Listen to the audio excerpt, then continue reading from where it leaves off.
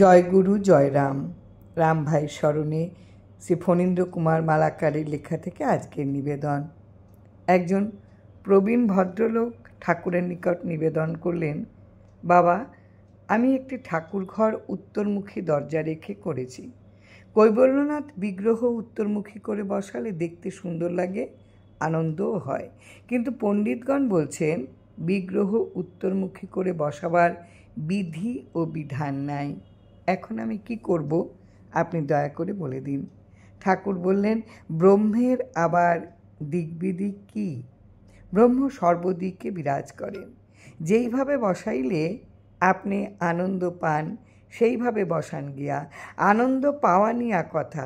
ঠাকুরের কথা বিচার করলে দেখবেন ভদ্রলোক কৈবল্যনাথ বিগ্রহ বসাইবেন, আর ঠাকুর বললেন ব্রহ্মের দিগ্বিদিক নাই, ব্রহ্মা সকল দিকে আছেন।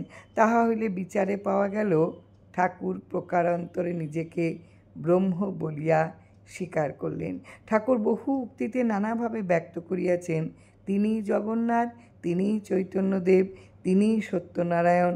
তিনি আরও বলিয়াছেন আমাদের পঞ্চভূতের দেহ রক্ত মাংস অস্থি দিয়ে গড়া, শ্রীদেহ সেরূপ নয়। জয় রাম, জয় রাম।